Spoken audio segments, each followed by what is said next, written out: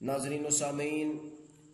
تحریک اتباع رسول صلی اللہ تعالیٰ علیہ وآلہ وسلم کے تحت اتباع رسول صلی اللہ تعالیٰ علیہ وآلہ وسلم پروگرام میں میں اور آپ حاضر ہیں۔ اللہ رب العزت کی بارگاہ میں ادب سے دعا ہے کہ باری تعالی مجھے حق سچ بیان کرنے کی توفیق عطا فرمائے اور آپ کو سن کے مجھے سنا کے عمل کرنے کی توفیق عطا فرمائے۔ ناظرین، انشاءاللہ تبارک و تعالی یہ پروگرام پورے 30 دن چلتا رہے گا۔ اللہ رب العزت آپ کو بھی توفیق عطا فرمائے اور مجھے بھی توفیق عطا فرمائے۔ انشاءاللہ میں ہر روز روزے کے حوالے سے مسائل لے کر آپ کے سامنے حاضر ہوں گا۔ آج سب سے پہلے مسئلہ میں یہ ذکر کرنے جا رہا ہوں کہ روزہ ہر مسلمان عاقل، بالغ، غیر مسافر، غیر مریض پر فرض ہے اور فرض عین ہے۔ ایسا فرض کہ جس کا انکار کر دے کوئی، یعنی اگر کوئی فرضیت کا انکار کر دے کہ روزہ فرض ہی نہیں تو وہ دائرہ اسلام سے خارج ہو جائے گا۔ کیونکہ یہ قرآن پاک سے ثابت ہے۔ اللہ رب العزت کی ذات نے قرآن پاک میں ارشاد فرمایا، یا ایھا الذین آمنوا کتب علیکم الصیام کما کتب علی الذین من قبلکم لعلکم تتقون، اے ایمان والو تم پر روزے فرض کر دیے گئے جس طرح تم سے پہلے امتوں پر فرض کر دیے گئے۔ فرمایا لعلکم تتقون، اس لیے فرض کیے گئے تاکہ تم پرہیزگار بن جاؤ، شاید کہ تم پرہیزگار بن جاؤ۔ اللہ رب العزت ہمیں روزہ رکھوا کے پرہیزگار بنانا چاہتا ہے۔ اللہ تعالیٰ اپنی مخلوق سے بے انتہا پیار کرتا ہے۔ اللہ رب العزت کی چاہت یہ نہیں ہے کہ میری مخلوق بھوکی مر جائے، بلکہ یہ ایک طرح کا تقوی رب تعالیٰ کی ذات ہمیں سکھلا رہا ہے۔ لیکن آج کل ہم لوگ روزے سے اس طرح بیزار ہیں، اس طرح دور چلے گئے کہ ہماری آنے والی نسلیں وہ یہ سمجھتی ہیں کہ کوئی نہیں، یہ مسئلہ ہی کوئی نہیں ہے، روزہ کون سا اتنا، مطلب جیسے نماز ہمارے ہاں فرضیت کی دجیاں اڑا دی گئی ہیں، اسی طرح روزے کی فرضیت کی بھی حالت وہی ہو رہی ہے۔ ہمارے ہاں بہت ایسے بدبخت گھرانے ہیں کہ پورا گھر ہی روزہ نہیں رکھتا۔ اللہ رب العزت کی ذات ان سب کو میں دعا کرتا ہوں کہ باری تعالیٰ اس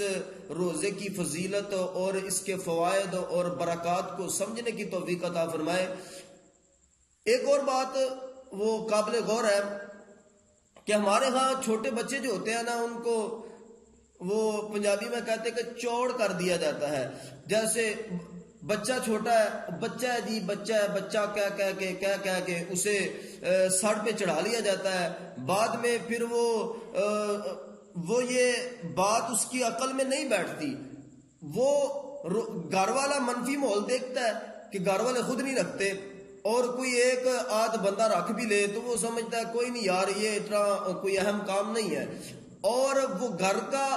منفی ماحول اس قدر مؤثر ہوتا ہے کہ وہ بچہ جب آنے والی زندگی میں قدم، بلوغت والی زندگی میں قدم رکھتا ہے تو پھر وہ بالکل چٹا ننگا جواب دے دیتا ہے اور روزہ چھوڑ دیتا ہے، روزے کی فرضیت سے بھی انکار کر دیتا ہے۔ اللہ رب العزت کی ذات ہمیں ایسے ماحول سے محفوظ فرمائے۔ بچہ جب 10 سال کا ہو جائے تو اس پر روزہ فرض ہو جاتا ہے۔ جیسے مثال کے طور پر 10 سال کے تقریباً بچہ بالغ ہو ہی جاتا ہے، لیکن روزہ تو بلوغت کے بعد فرض ہوگا۔ توجہ فرمائیے گا، جس نہج پہ میں بات کر رہا ہوں وہ یہ ہے کہ جیسے نماز جو ہے، سرکار صلی اللہ علیہ وسلم نے فرمایا کہ 7 سال کا بچہ جب ہو جائے تو ماں باپ اسے اٹھا کے لے کر جائیں، انگلی پکڑیں، مسجد میں لے کر جائیں، اور جب 10 سال کا بچہ ہو جائے تو اس وقت کیا کریں؟ اس وقت اسے ڈانٹیں ڈپٹیں کہ مسجد کی طرف چل، اگر نہ جائیں تو پھر 1-2 لگانی بھی محسوس کریں تو لگا بھی دیں۔ اور اگر سرکار نے فرمایا 12 سال کا ہو جائے تو پھر مارنا بھی پڑے تو ماریں، لیکن ہر صورت اسے مسجد میں لے کر آئیں۔ تو جب ماں باپ خود نہیں آئیں گے، بڑا بھائی خود نہیں آئے گا، بڑے گھر والے جو افراد ہیں وہ خود نہیں مسجد میں آئیں گے، تو بچہ بھی سمجھے گا کہ کوئی مسئلہ نہیں ہے، یہ اتنا اہم کام ہی نہیں ہے، تو کوئی مسئلہ نہیں، وہ بھی پس پشت پھینک دے گا۔ میں اسی طرح قیاس کر کے یہ اگرچہ روزے کے حوالے سے اس قدر وعید نہیں ہے، حدیث پاک میں نہیں ملے گی کہ سرکار نے فرمایا 10 سال کے بچے کو روزہ رکھوائے، لیکن میں قیاس کر رہا ہوں کہ 10 سال کا جب بچہ ہو جائے تو اسے روزے کی ترغیب دیں، اگر وہ رکھ سکتا ہو تو رکھوا لیں۔ یہ نہیں کہ میں یہ نہیں کہتا کہ 30 دن ہی رکھوائیں، ایسا نہیں ہے، 30 دن نہ رکھوائیں، لیکن جتنے 1 2 3 دیکھیں موسم کافی اچھا ہے، بارش ہوئی ہے، ہوا چل رہی ہے، تو اسے روزہ رکھوا دے۔ اگر وہ روزہ توڑ بھی دے گا تو اس پر قضا لازم نہیں ہوگی، کیونکہ ابھی تک اس پر فرض نہیں ہوا، لیکن وہ سمجھے گا کہ یہ بہت اہم کام ہے اور جناب میں نے کرنا ہے، آنے والی زندگی میں میرے اوپر بہت ہیوی طریقے پر لازم ہونے والا ہے۔ جب ماحول بچے کو جیسا دیا جائے گا ویسے ماحول میں وہ پرورش پائے گا، اور جب ماحول پہلے والا ہوتا ہے کہ بچے کو روزہ رکھوایا نہیں جاتا، خود رکھتے نہیں ہیں، تو گھر کا منفی ماحول اس قدر مؤثر ہوتا ہے کہ وہ آنے والی زندگی میں اگر کوئی اچھی صحبت نہ ملے، اگر کوئی اچھی بیٹھک اسے نہ ملے، اگر کسی عالم دین یا کسی بزرگ ہستی کا ساتھ نہ ملے، تو پھر وہ ساری زندگی اس روزے سے بیزار ہوتا ہے اور ساری زندگی وہ روزہ چھوڑتا رہتا ہے۔ اللہ رب العزت کی ذات ایسے ماحول سے محفوظ فرمائے۔ اور مزید میں آپ کو بتاتا چلوں کہ سرکار نے صلی اللہ علیہ وسلم نے فرمایا من افطر من رمضان من غیر رخصت ولا مرض لم يقضي عنه صوم الدهر كله وان صامه۔ سرکار نے صلی اللہ علیہ وسلم نے فرمایا کہ جو بندہ روزہ چھوڑ دے، کس قدر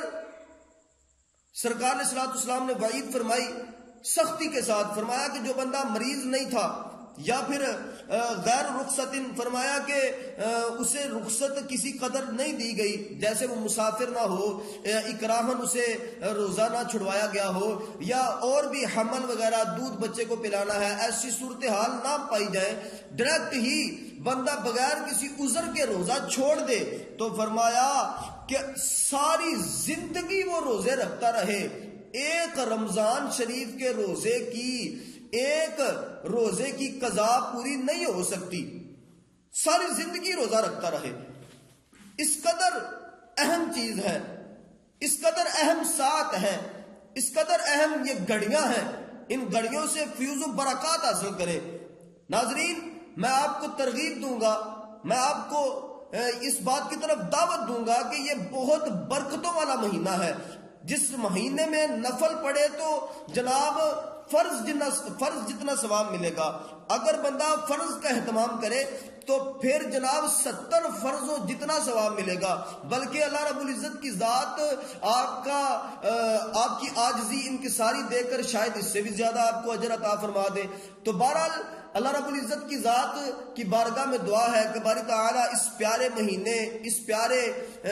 مہینے کی قدر کرنے کی توفیق عطا فرمائے، اس مہینے میں ہمیں زیادہ سے زیادہ فیوز و برکات حاصل کر کے اپنے آپ کو جہنم سے چھٹکارا دلوانے کی توفیق نصیب فرمائے، اور اللہ رب العزت کی بارگاہ میں دعا ہے کہ